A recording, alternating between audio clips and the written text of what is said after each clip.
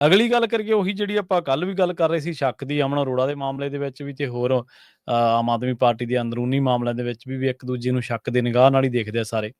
ਭਗਵੰਤ ਮਾਨ ਨੂੰ ਕਹਿੰਦੇ ਹਸਪਤਾਲੋਂ ਤਾਂ ਛੁੱਟੀ ਮਿਲ ਗਈ, ਚਰਚਾਵਾਂ ਫਿਰ ਵੀ ਤੇਜ਼ ਆ ਜੀ। ਰਵੀ ਜੀ ਬਿਲਕੁਲ ਆਪਾਂ 2 ਦਿਨ ਤੋਂ ਹੀ ਗੱਲ ਕਰਦੇ ਆ ਰਹੇ ਹਾਂ ਕਿ ਭਗਵੰਤ ਮਾਨ ਦੀਆਂ ਰਿਪੋਰਟਾਂ ਠੀਕ ਆਉਣ ਲੱਗ ਪਈਆਂ ਜੀ ਤੇ ਮਿਲਦੇ ਅਸਾਰ ਸੀ। ਰਾਜਪਾਲ ਵੀ ਖਬਰਸਾਰ ਪੁੱਛਿਆ, ਇਸ ਵਾਰ ਤਾਂ ਲੈਣ ਹੀ ਲੱਗੀ ਰਹੀ ਖਬਰ ਲੈਣ ਵਾਲਿਆਂ ਦੀ। ਇਸੇ ਮਹੀਨੇ ਜਦ ਦਾਖਲ ਸੀ ਤਾਂ ਕੋਈ ਨੇੜਿਓਂ ਵੀ ਨਹੀਂ ਲੰਘ ਰਿਹਾ ਸੀ ਹਸਪਤਾਲ ਦੇ, ਹੈਨਾ। ਤੇ ਇਸ ਵਾਰ ਮਤਲਬ ਕਿ ਬੜੀ ਲੰਬੀ ਕਤਾਰ ਰਹੀ ਤੇ ਪਰ ਇਸ ਵਾਰ ਕੁਝ ਬਦਲਿਆ ਜੀ।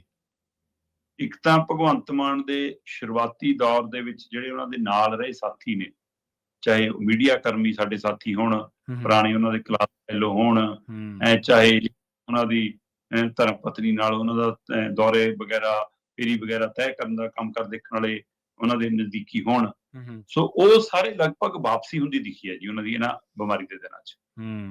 ਉਹ ਮੁੜ ਕੇ ਭਗਵੰਤ ਮਾਨ ਦੇ ਆਲੇ ਦੁਆਲੇ ਉਹ ਜੁੰਡਲੀ ਸਰਗਰਮ ਹੋਈ ਹੈ। ਠੀਕ ਹੈ ਜੀ। ਸੋ ਭਗਵੰਤ ਮਾਨ ਆਪਣਾ ਖੇਮਾ ਮਜ਼ਬੂਤ ਕਰ ਰਹੇ ਨੇ ਕਿ ਆਪਣੇ ਭਰੋਸੇਯੋਗ ਬੰਦਿਆਂ ਨੂੰ ਵਾਪਸ ਲਿਆ ਰਹੇ ਨੇ, ਕਿ ਉਹ ਦਿੱਲੀ ਨੂੰ ਦਿਖਾ ਰਹੇ ਨੇ ਕਿ ਤੁਸੀਂ ਤਾਂ ਨਹੀਂ ਰਹਿਣ ਦਿੱਤੇ, ਮੈਂ ਦੇਖੋ ਦੁਬਾਰਾ ਲਿਆਂਦੇ। ਕਿ ਦਿੱਲੀ ਨੇ ਉਹਨਾਂ ਨੂੰ ਦੁਬਾਰਾ ਆਪਣੇ ਕਲਾ ਵਿੱਚ ਲੈ ਕੇ ਭਗਵੰਤ ਮਾਨ ਦੇ ਨੇੜੇ ਲਾਇਆ, ਇਹਦੀ ਚਰਚਾ ਫਿਰ ਸ਼ੁਰੂ ਹੋ ਗਈ। ਜੀ ਜੀ ਸਹੀ ਹੈ। ਤੰਦਰੁਸਤ ਹੋਏ, ਓਕੇ ਰਿਪੋਰਟ ਮਿਲੀ, ਸ਼ਾਮ ਨੂੰ 4, 4:30 ਵਜੇ ਤੋਂ ਬਾਅਦ ਗੱਡੀਆਂ ਦਾ ਕਾਫਲਾ ਲੈਣ ਪਹੁੰਚਿਆ।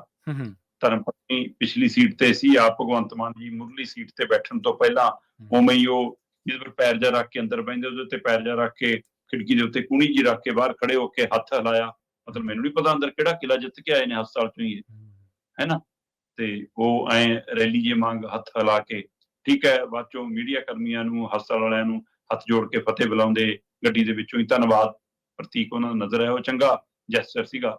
ਉਹ ਤੋਂ ਬਾਅਦ ਕਾਫਲਾ ਮੁੱਖ ਮੰਤਰੀ ਸਾਹਿਬ ਦੇ ਸਰਕਾਰੀ ਰਿਹਾਇਸ਼ ਕਨੀ ਨੂੰ ਤੁਰ ਤੇ ਜਾਂਦਿਆਂ ਹੀ ਐਲਾਨ ਹੋ ਗਿਆ ਕਿ ਜੀ ਅੱਜ ਜਦੋਂ ਆਪਾਂ ਹੁਣ ਗੱਲ ਕਰ ਰਹੇ ਹਾਂ, ਅੱਜ ਤੋਂ ਹੁਣ ਘੰਟਾ ਖੰਡ ਬਾਅਦ ਬੜੀ ਮਤਲਬ ਕਹਿੰਦੇ ਜੀ ਅਹਿਮ ਬੈਠਕ ਬੁਲਾ ਲਈ ਪੰਜਾਬ ਦੀ ਸਥਿਤੀ ਨੂੰ ਲੈ ਕੇ ਕਿ ਜੀ ਸਿਹਤ ਦਾ ਕਿਵੇਂ ਚੱਲ ਰਿਹਾ ਹੈ, ਦਵਾਈਆਂ ਦਾ ਪ੍ਰਬੰਧ ਹਰ ਖੇਤਰ 'ਚ ਕਿਵੇਂ ਹੈ ਜੀ, ਬਿਜਲੀ ਦਾ ਪ੍ਰਬੰਧ ਕਿਵੇਂ ਹੋਇਆ ਜੀ, ਖੇਤਾਂ 'ਚੋਂ ਰੇਤ ਚੁਕਾਉਣ ਦੀ ਕੀ ਪ੍ਰਕਿਰਿਆ ਹੋਊ ਜੀ।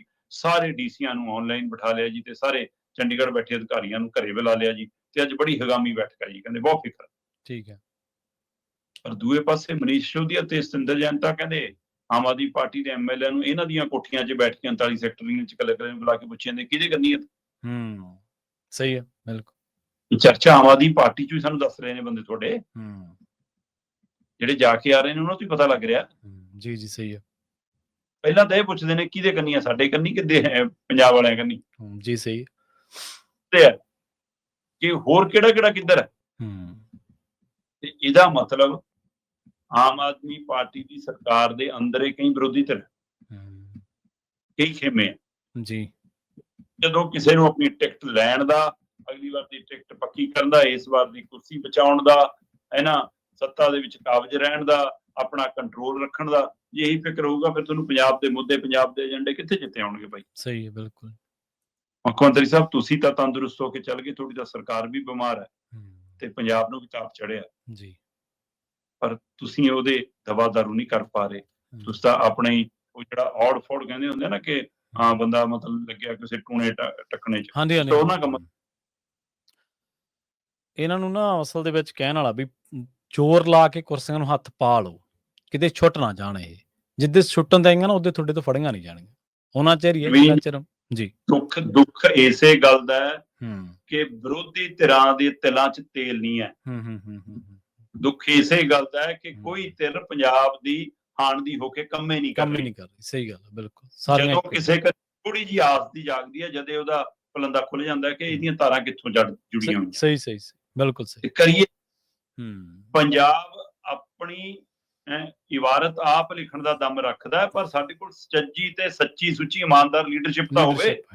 ਅਗਵਾਈ ਕਰਨੀ ਮਾਰ ਖਾਨੇ ਜੀ।